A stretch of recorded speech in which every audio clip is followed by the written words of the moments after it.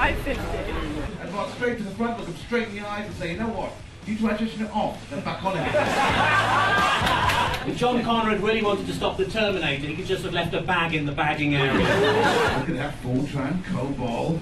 This is an OG of the programming nation. In the old days, observational comedy was all about mother-in-laws and moustaches. I think it was a legal requirement. Whereas nowadays, you're more likely to hear comedians talking about online shopping or Facebook.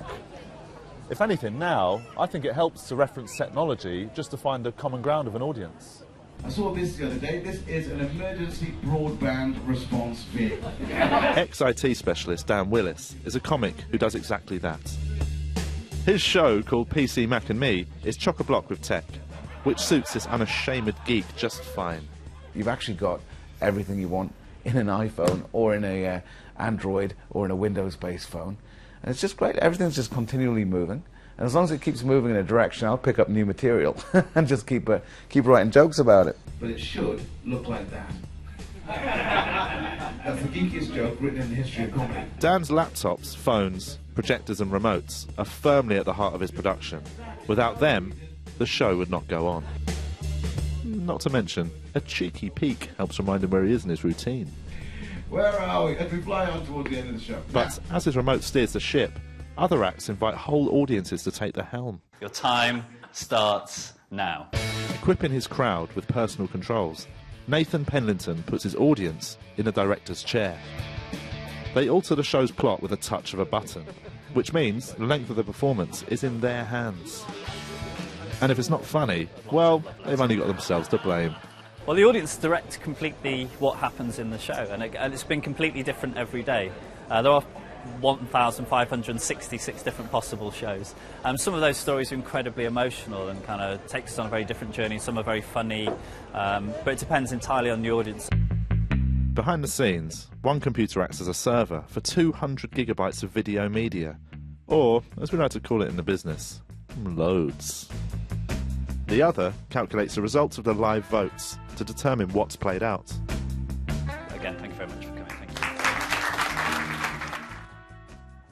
Thank you. Having a unique voice is crucial to standing out in comedy. Take Joe Pasquale's high-pitched squawk or my own soft, smooth, sophisticated tones. But what if you have no voice at all? How could you possibly be heard? The look on their faces as I began to sing was priceless. Diagnosed with cerebral palsy at an early age, comic Lee Ridley lost his ability to talk.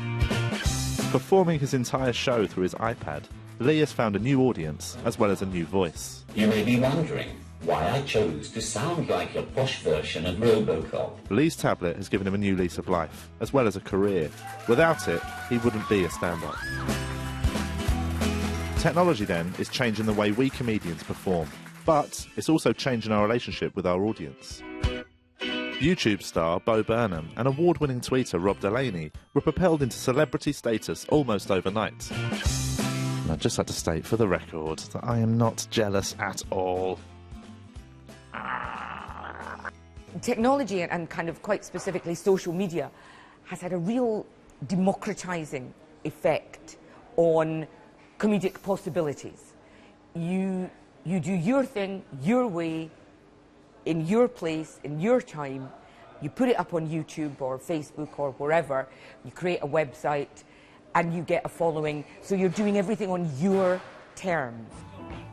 But with universal reach comes a risk of viral plagiarism. From me posting it on Twitter to me getting a message from somebody saying they had received it on a text was 45 minutes. So I posted it up, then within a few minutes of that started being disseminated on all these websites that spread joke information around. It got distributed, it reached text, etc. So I have to actually make a point in my show of saying that where the origin of these jokes on the internet come from, and the answer is they come from comics and from writers. So there are pitfalls, but clearly technology has helped a new wave of comics find their niche, and tech-loving audiences to become more immersed in the comedy they enjoy, on and off stage. Cheers, guys. Keep enjoying technology, guys. Just use it for your own, things.